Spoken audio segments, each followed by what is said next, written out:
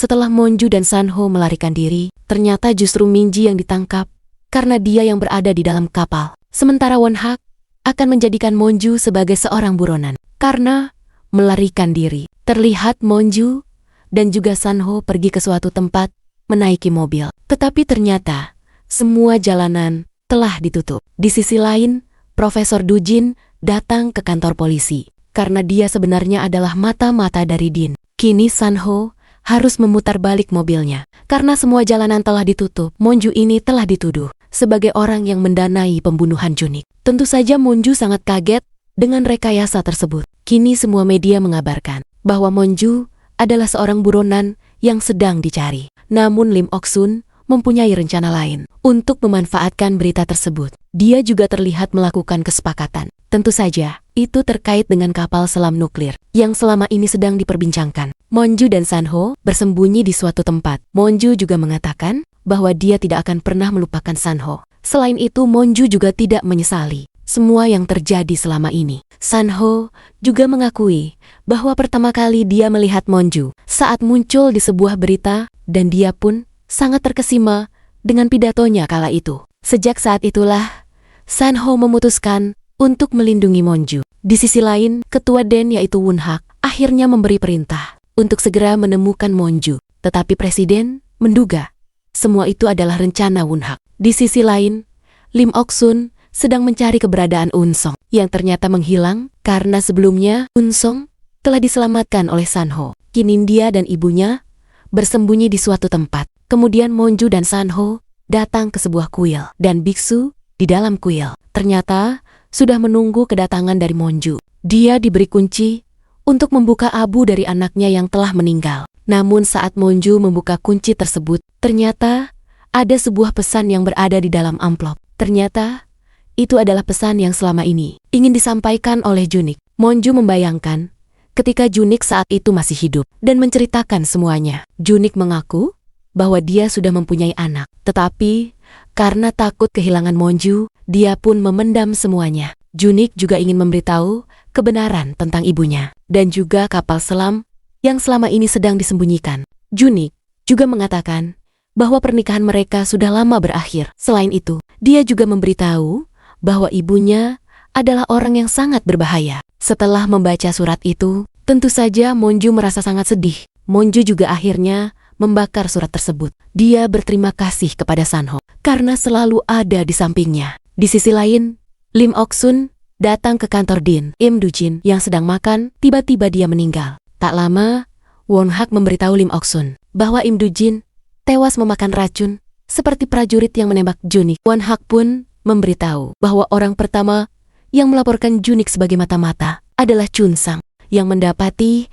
ada panggilan keluar dari dalam rumahnya sendiri dan juga dana rekening gedok untuk Korea Utara. Namun Won-hak justru curiga bahwa panggilan itu dilakukan oleh orang lain. Dia menuduh Lim Ok-sun yang melakukan semua itu. Won-hak berencana untuk melakukan operasi mandiri demi menghancurkan Kim Han-sang dari Korea Utara. Dia pun mengancam Lim Ok-sun dengan tuduhan tersebut. Tetapi Lim Ok-sun tidak gentar karena dia sudah mengetahui rencana dari Won-hak sejak dulu. Momentum saat ini adalah momentum yang sangat ditunggu-tunggu. Lim Ok-sun justru menantang Won-hak untuk menangkap Monju terlebih dahulu. Kemudian dia akan membantunya untuk berkomunikasi dengan Korea Utara. Tentu saja Won-hak hanya terdiam mendengar pernyataan tersebut. Lim Ok-sun kemudian menjemput Chun Sang yang ternyata berada di kantor Din. Mereka pun akhirnya pergi bersama. Dan Chun Sang mengetahui bahwa panggilan keluar itu dilakukan oleh ibunya. Tetapi Lim Ok-sun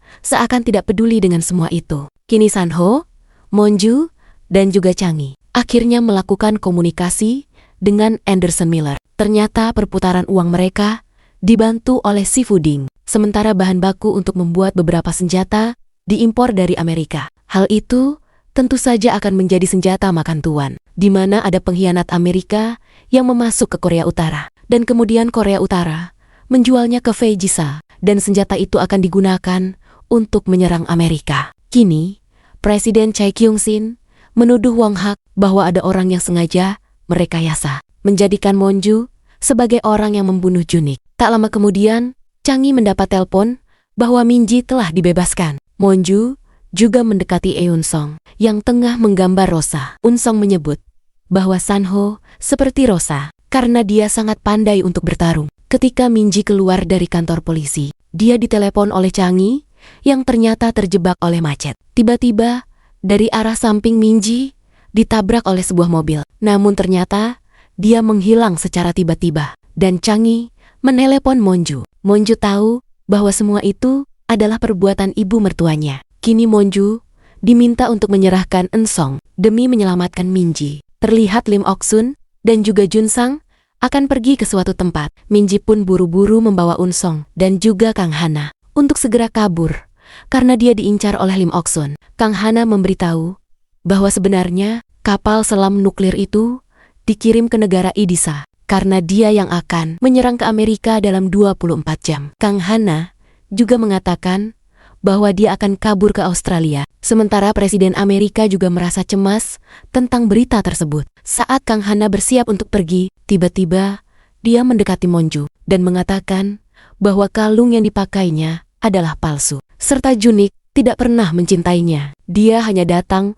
untuk melihat anaknya. San-ho akan mengantar Hana dan dia pun diminta untuk berhati-hati. Sementara Anderson Miller ternyata sedang diintai oleh polisi Amerika. Monju meminta Anderson Miller untuk membekukan dana yang masuk ke Korea Utara. Lim Hon-sang juga sedang menunggu pembayaran dari pihak Raja Idisa. Kang Hana meminta bantuan Anderson untuk mewujudkan hal tersebut. Akhirnya, Kang Hana berhasil melarikan diri dari Korea. Tak lama San-ho mendapat telepon dari Monju yang memintanya untuk menemui presiden. Sedangkan dia akan menemui Lim Ok-sun untuk menyelamatkan Min-ji. Tentu saja San-ho sangat cemas dengan keputusan yang diambil oleh Monju. Tetapi dia sangat percaya San-ho bisa melakukan tugas tersebut. Monju juga sudah mengetahui karakter mertuanya. Bagaimana mereka akan membuat kesepakatan. Monju buru-buru pergi untuk menemui Lim Ok-sun karena dia sudah menunggunya. Karena Monju